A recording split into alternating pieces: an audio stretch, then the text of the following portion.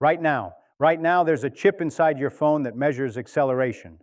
Set it flat on the table, let it sit perfectly still, and ask that chip what it feels. It'll tell you the phone is accelerating upward at 9.8 meters per second every single second. Now drop it. While it falls, that same chip reads zero, nothing. As far as the instrument is concerned, the falling phone is the one at rest. And you sitting comfortably in your chair, you're the one being shoved. Now you are taught that gravity is a force, a pull. The earth reaches up, grabs the apple, and drags it down. That answer is wrong. And the evidence against it, it's been sitting in your pocket this whole time. You just never asked. Einstein asked. And the answer he found is stranger and more beautiful than the story you settled for. Nothing pulls the apple down. Nothing pulls you down. There is no force of gravity at all. So today we take falling apart. And by the end of this video, it'll look less like a pull and more like the straightest possible path through a universe that bends.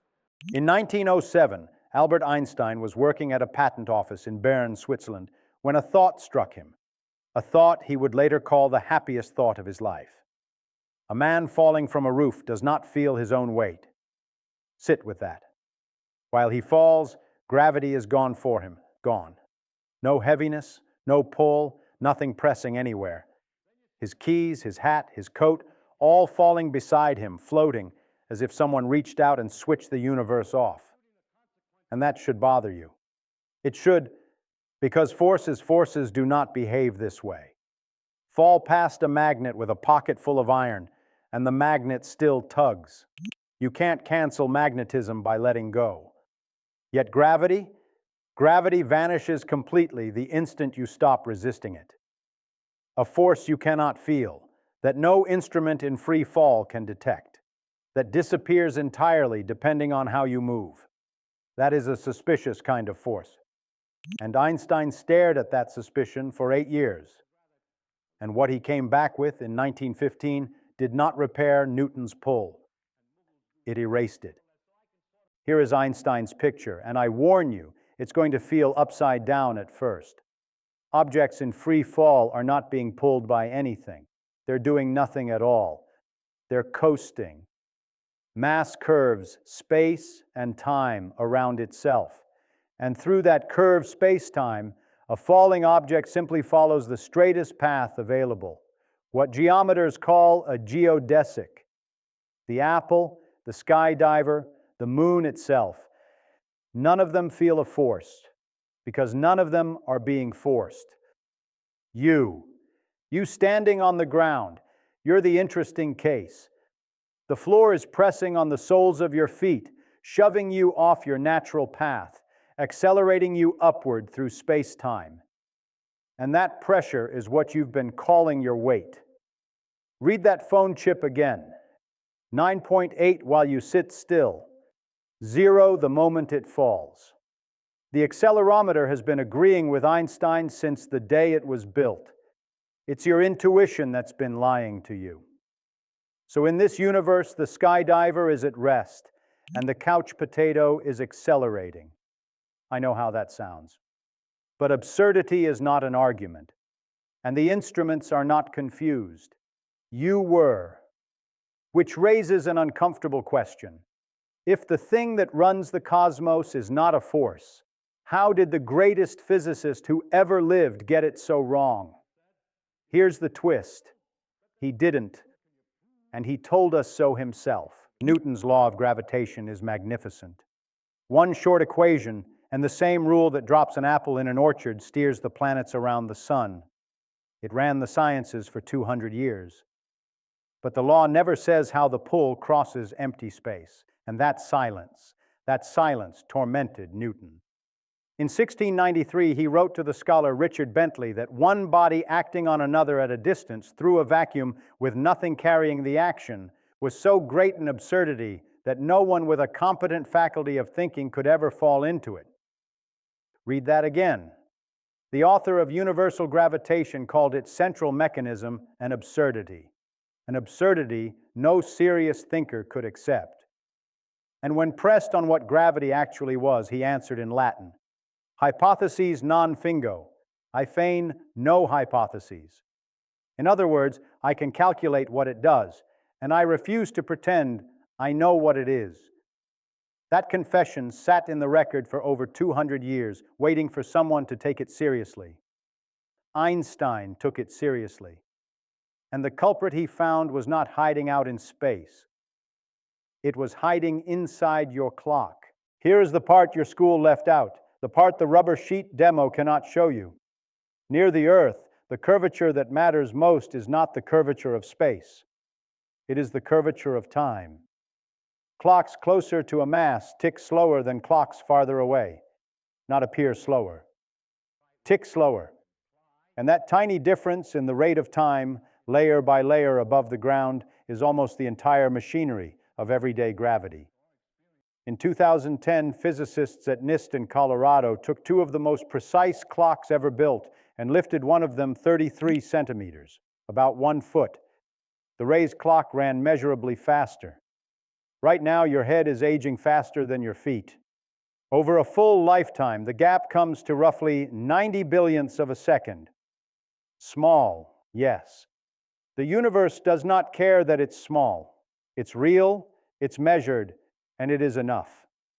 Because objects moving through space-time follow the route of maximum proper time, the path that lets them age the most.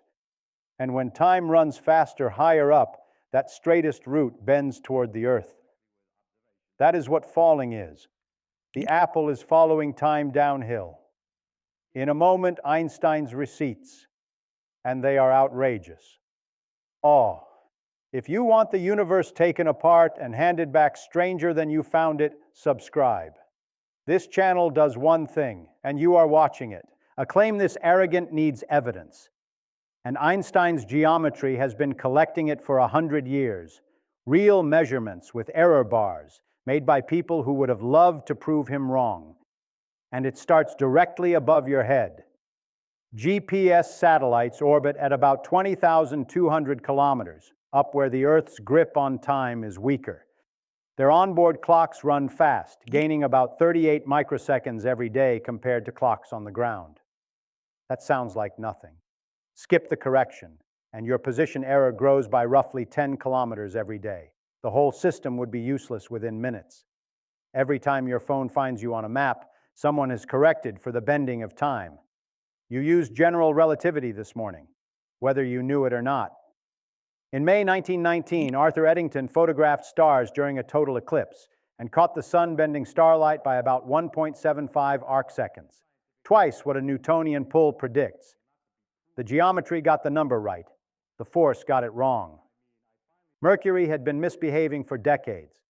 Its closest approach to the sun creeping forward by 43 arcseconds per century, more than Newton could explain. Astronomers even invented a phantom planet to fix it. Deliberate Einstein's equations produced the missing 43 without being asked. And in September 2015, the LIGO detectors felt space-time itself ripple. Two black holes, more than 1 billion light-years away, collided and shook the geometry of the universe, stretching LIGO's 4-kilometer arms by less than 1,000th of the width of a proton. Space itself was quivering, exactly as a century-old prediction said it would. Every one of these numbers lands. Awe.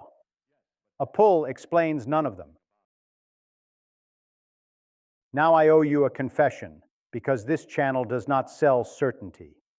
Richard Feynman, whose way of seeing runs through every video here, spent years attacking gravity from the opposite side. In his Caltech lectures on gravitation, he treated gravity as a field like the others, carried by a quantum particle called the graviton.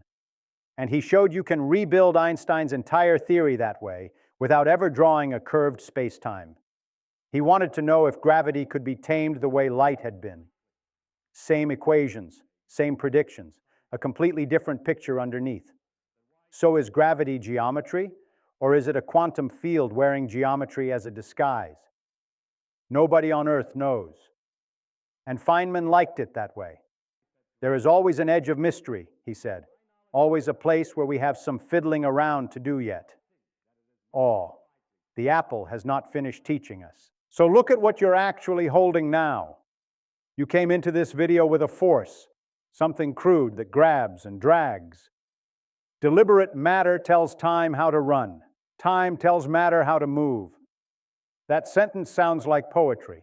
It is a description of measurements. A planet holds its course around the sun, not because a rope of attraction restrains it, but because it is coasting, dead straight, through a universe whose shape curves the straight lines themselves. Feynman said the most impressive fact about gravity is that it is simple, and therefore it is beautiful. He was right. One idea, geometry, and the apple, the tides, the satellites, and two colliding black holes all fall out of it together. You stood up this morning, and the Earth shoved you off your natural path through space-time, and you called that nothing. It is not nothing. Every step you take is a negotiation with the shape of the universe. And that is not mysterious. That is magnificent. So go outside, feel the ground press up against your feet, and understand what it has been telling you all along. You are not being held down. Awe, you are being held up.